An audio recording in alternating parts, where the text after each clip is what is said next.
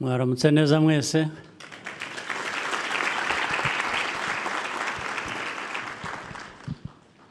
Nabonye bakora hariya cyane, mbona ko hari ibyapfuye,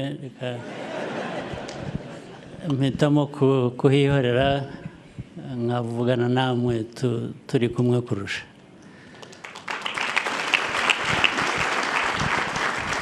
Ndizera ko mwaramutse neza mwese kandi mwatangiye umwaka neza kugeza ubu, ariko igihe kinini cy'umwaka kiracyari imbere. Ndibwira ko nabwo byose bizagenda neza. Ubwo nagira ngo mbashimire kuba mwadutumiye kuza kuba turi hamwe namwe muri uyu mwanya wo gushima no gusangira ibitekerezo bitandukanye. Tubabyishimiye kandi iteka turabyishimira. Nagira ngo mbafashe cyangwa mumfashe kwakira n'abashyitsi bavuye hirya no hino, nabo bari hano kwifatanya natwe.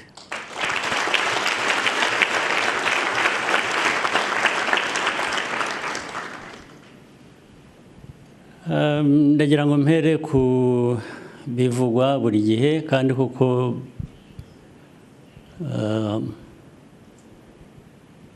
nk'abantu n'ibikorwa byacu n'inshingano dufite, hari byinshi bihora bigomba gusubirwamo buri munsi, buri gihe, ntiturambirwe.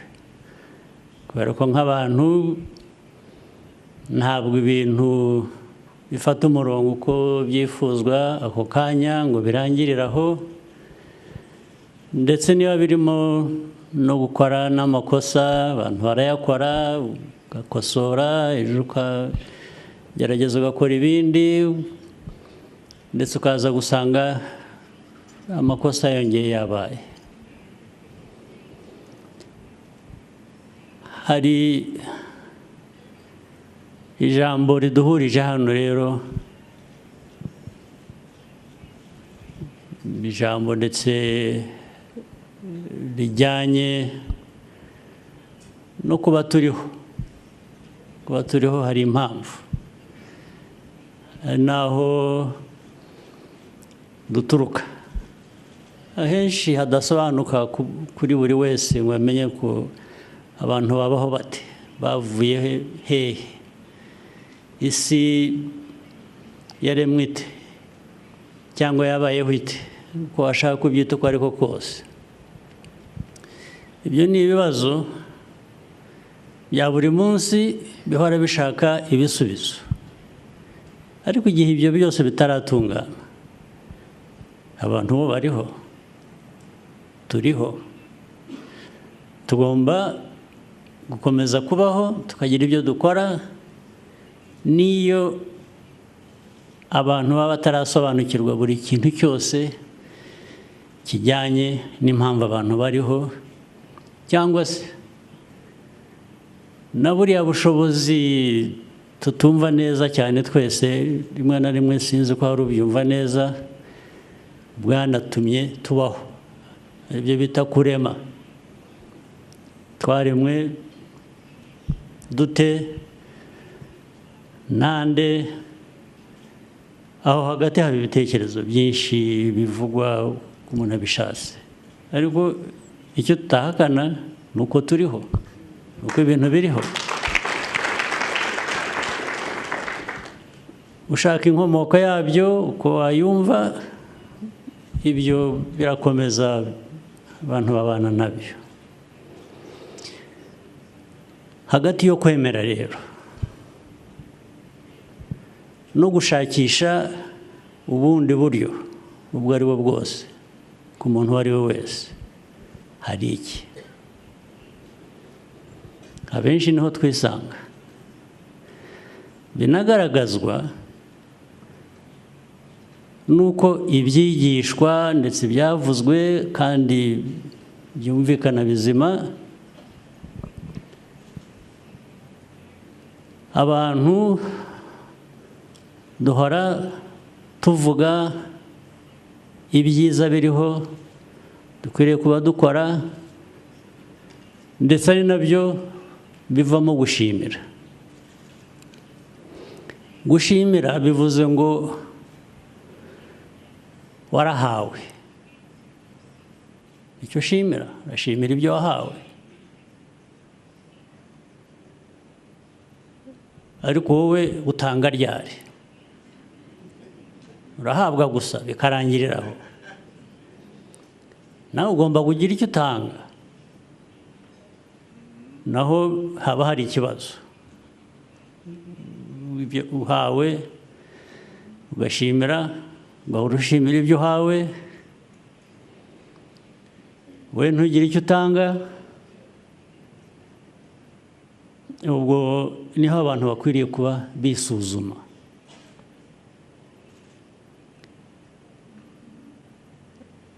Ni naho rero haturuka muri ya nyigisho twumvise,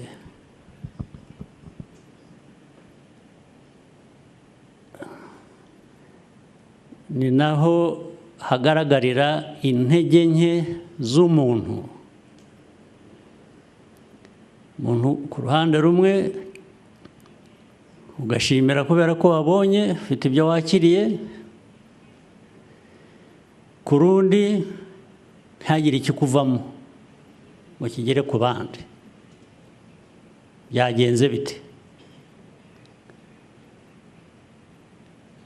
Niho rero ingufu nke z'abantu zikomeza kugaragarira, ni nazo ziganisha mu byo twahoze twumva. Dushakira cya kintu gihuza, rwa rutindo ruhuza kumenya, guhabwa,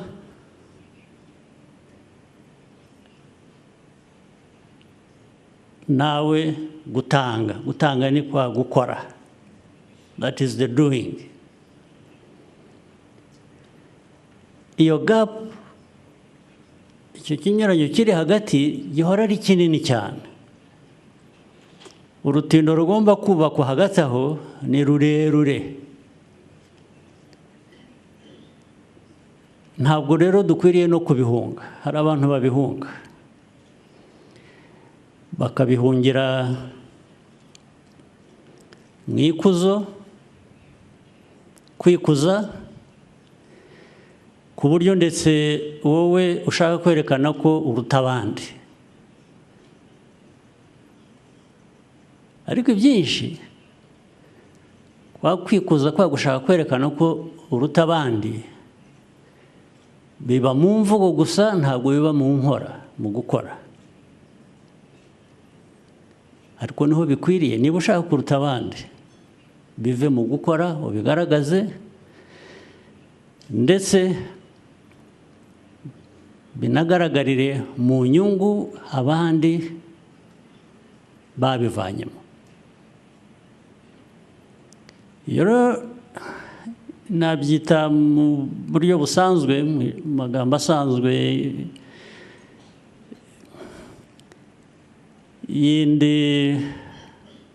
izindi nshingano abantu bamwe bafite, ni urugamba. Ni nko guhara ku rugamba. Guhara ku rugamba uringaniza ibyo tuzi dukwiriye kuba dukora, bwa bumenyi bubiduha, n'ibikorwa dukwiriye kuba dukora. Kandi ibyo ntushobora kubihisha, ntushobora kubeshya abantu uti jyewe ibintu byose nzi mbishyira mu bikorwa. Oya, ibikorwa kuba bihari cyangwa bidahari bizakugaragaza. Ntushobora kubeshya.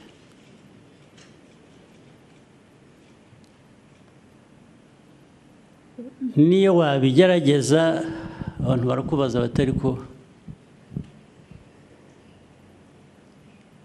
imitima y'abantu wahinduye ukabajyana mu bikorwa bigaragaza icyavuyemo birihe, ugomba kubyerekana.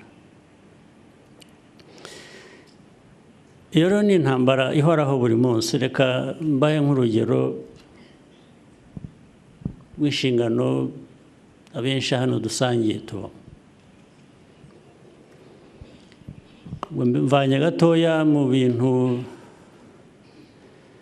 byo kwemera, ibintu by'idini, ibintu bijyanye mu buzima bwacu busanzwe twirwamo buri munsi.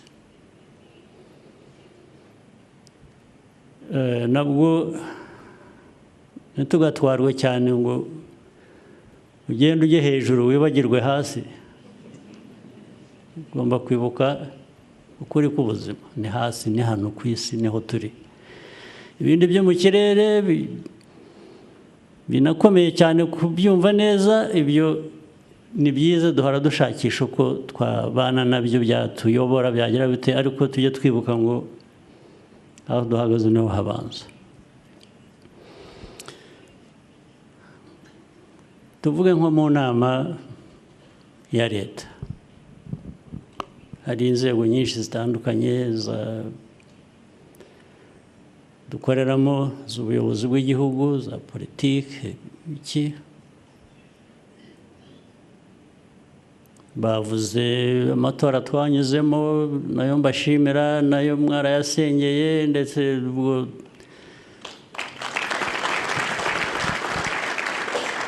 turabishimira. Ariko ubwo tubishimira, njye nzi ko mfite umwenda, nashimiwe ibyo nahawe, ngomba kugira ibyo ntanga. Ntabwo nashimira gusa, ntabwo nahabwa gusa ngo nishime, ariko abantu bategereze ku kizamvamo kijyanye n'icyo nahawe ngo kibure. Ubu mba afite ikibazo.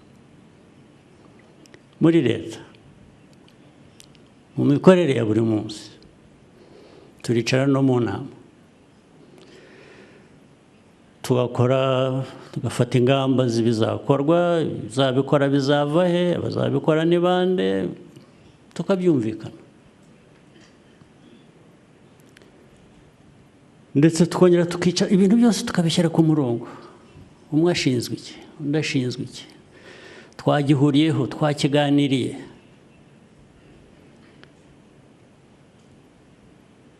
Tukavuga ngo tuvuye aha tugiye gushyira ibintu mu bikorwa. N'amikoro arahari kuri bimwe, ntabwo amikoro aboneka kuri buri byose, ariko ndavuga ku mikoro aboneka ahari n'ibyo agomba ayo mikoro gukora. Hatinda gato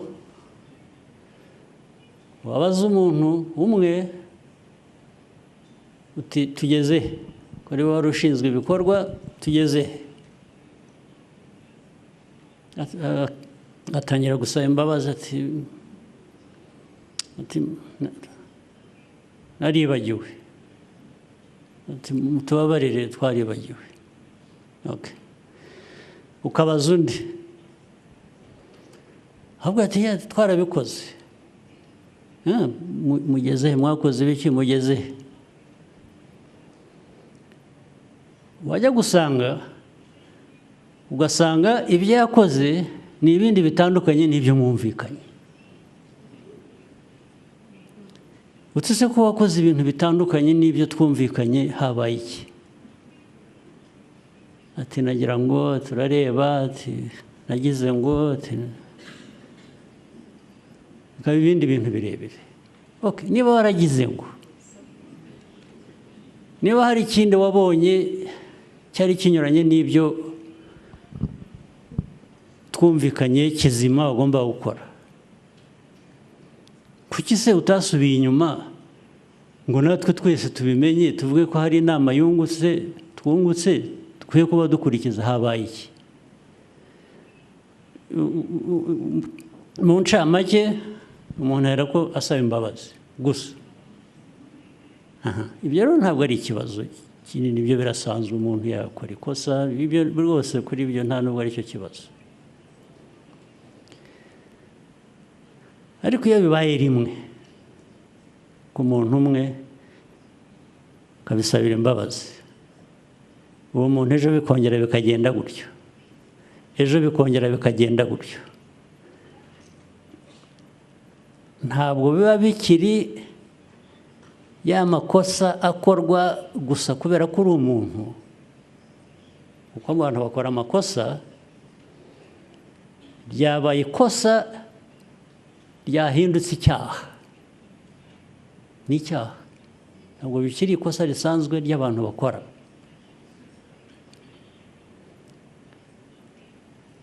Ibyo rero bigahoraho, ukwezi kugashira, umwaka ugashira, ibiri igashira, ari abantu basubiramo batyo buri munsi. Hari ubwo rero bigeraho noneho kwibaza ariko se amaherezo azaba ayahe, ku buryo bworoshye, kandi abantu benshi bakunze kunyuramo,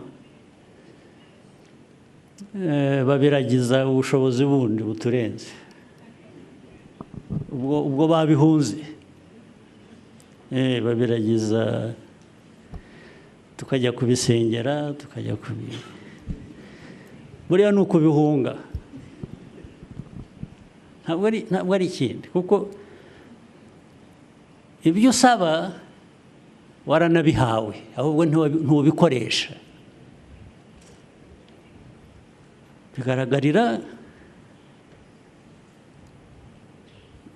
there will be results or no results. Nta rundi rubanza. Naho n'ujya gusaba, niyo wajya usaba abagatolika, niyo basoma n'iki, amashapure, niyo wasoma amashapure 40, nta kizavamo, kubera ko ibyo uriho usaba urabifite, warabihawe, ahubwo ntubikoresha. Ahubwo ni uko abo tunasenga cyangwa ibyo bwa bushobozi tutavugana nabwo ngo gutyo. Hari abavuga ko bavugana nabwo ariko ngeze ko bikigoranye, biragoranye. Ariko niba twavuganaga n'ubwo bushobozi ku buryo bworoshye gutyo, rwose buba butubwira batari wowe urashaka iki, wansabye iki ndakiguha, ahubwo wagombaga kugikoresha kugira ngo ugere kuri iki, ntabyo wakoze, ubwo urasaba iki, keretse niba usaba ngo abe ari cyo ukigukorera. Nabyo rero ubu ni ikindi kibazo tugomba kwibaza rero, twebwe nk'abantu mu byo dushinzwe, mu bushobozi butandukanye dufite ariko bufite aho bugarukira, ugomba gusubira inyuma, utari kumbikoresha iki. Ba bandi bavugaga who have arrived where there is no such arrival, kuko niyo mpamvu niyo waba wageze aho ashakaga, hari ahandi hagusaba kugera. Igihe uriho biragusaba guhora ubona aho ugomba kugera, ushaka kugira ngo uhagere. Nanone reka mbigarure mu buzima bwacu busanzwe nk'abantu. Inzego za leta reka mbe nzishyize uruhande, ariko hari n'ubuzima busanzwe bw'abantu, bw'imibanire, bw'imico, bw'imikorere, bw'ibiki. Murabizi hano, ndetse kenshi nidufata umwanya nk'uyu ujye tuviramo gushaka kugira ngo tubitware hanze hariya.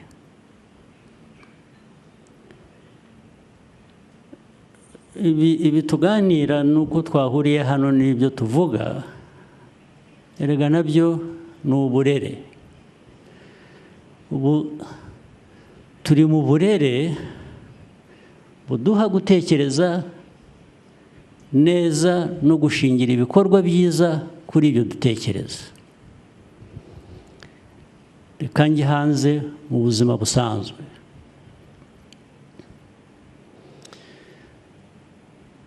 Mbona raporo hafi buri gitondo cyangwa se mu cyumweru mba mbonye nyinshi zimbwira ko abantu bifashe hirya no hino, ese mu gihugu abantu bafite barihaza bakigaburira, bafite ibyo kurya, twarejeje, cyangwa abantu barashonje, cyangwa izindi zikaza zimbwira ziva mu bapolisi zimbwira haraye habaye za agisida 20 n'izi ngizi kuva hariya muri bo 50% zabaye kubera ko bari basinze. Abantu baraye bicanye, hari abantu bapfuye bazi indwara, undi yazi iki, undi umugore yaratemwe n'umugabo we, rimwe na rimwe biba the other way around, ariko nibyo bikeya kurusha.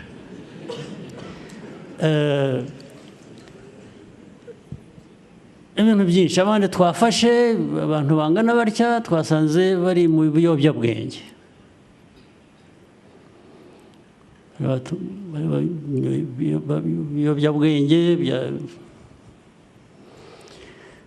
imiryango yahungabanye,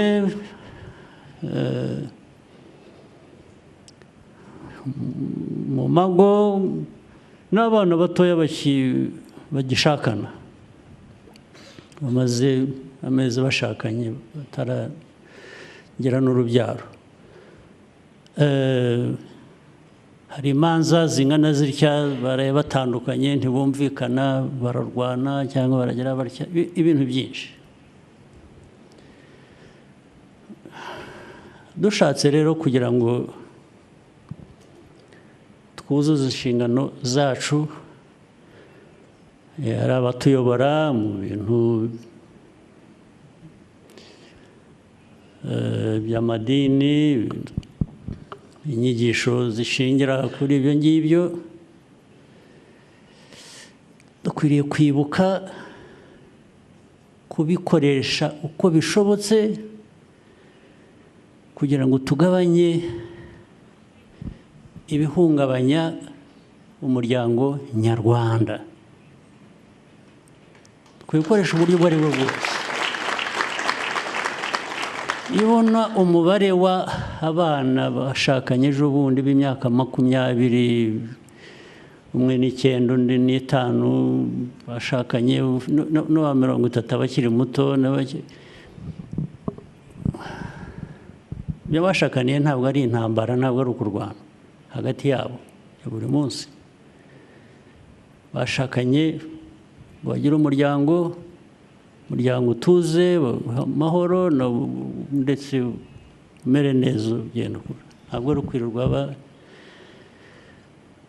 abandi rero abana batoya ku mihanda, njya mbibona, nkurikira ibintu no kuri social media, no ku intambara zirirwa zirihuza abana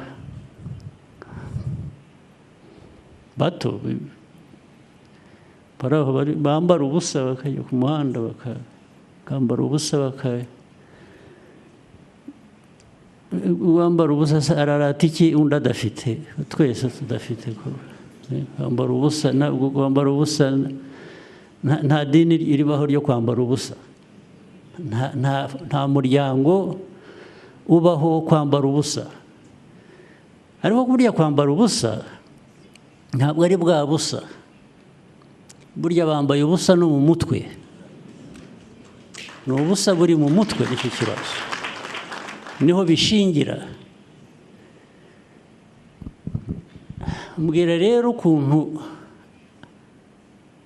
wakwemerera umuryango nyarwanda kubaho gutyo, ukibwira ko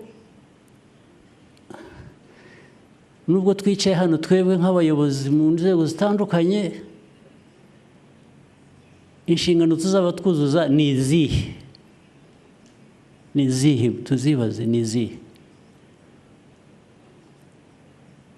Ni izambika ubusa abanyarwanda, uko abana tubarera, ariko ari abana, ari abakuru, ari iki, nuko turerwa, uko turera. Ba bandi rero navuze b'ibiyobyabwenge ugasanga mu bakuru, abantu bakuru mu muryango, ariko bya biyobyabwenge nibyo bivamo ingaruka zindi z'imiryango guhora irwana buri munsi buri munsi buri munsi. Wanakwicaza n'abantu ukababaza turi murapfa iki? Hakazamo rero bya bindi buri wese yumva ko ari uri mukuri, ntawe ushobora korohera undi ngo babiganire bakemure ibyo ushaka, ineza ushaka niyo n'undi ashaka. Uruhare tugira twebwe nk'abayobozi, baba mu madini, baba muri leta, ni uruhe ruhare tugira rwo kugabanya ibyo bintu muri twe, mu miryango, hanze? Turebe hirya tubyihorere, tuvuge ngo bibe uko bishatse, twaba tumaze iki se? Twaba twebwe inshingano zacu ari izihe? Tugende duhere mu ikuzo gusa, twirebe, twumve ko turuta abandi cyangwa dukora, ariko abandi bibe uko bibaye. Ntabwo wujuje ya nshingano, urabeshya.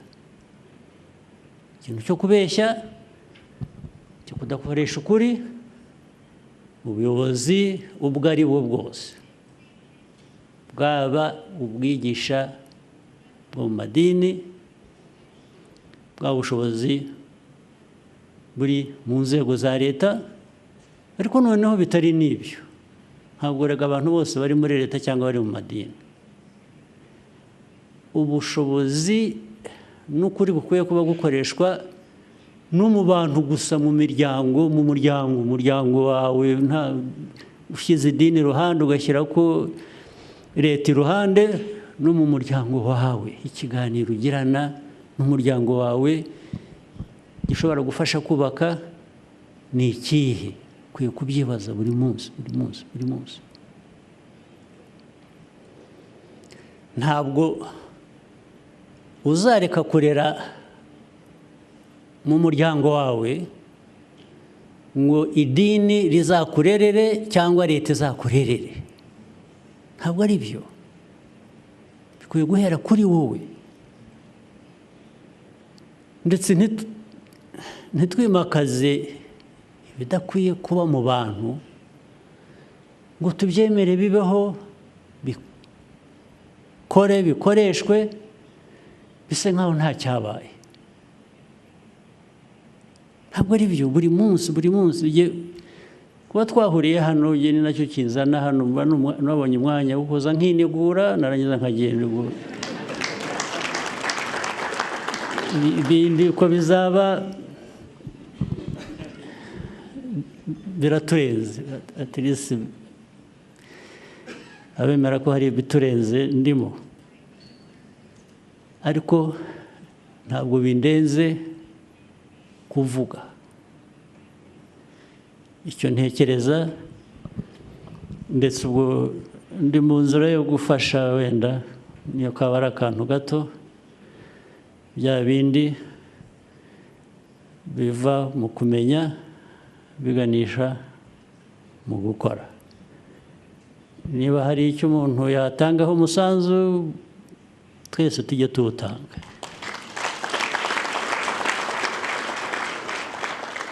Ariko ndabasabye, ibintu nababwiye mbona ntabwo nabishyize mu ukuri kwabyo kose, uko bingana ni byinshi. turasenya igihugu cyacu, turasenya igihugu turebera ibidakwiye kuba bikorwa, isindo, ibiyobyabwenge, indwano z'urudaca zitarangira buri munsi abantu baba bari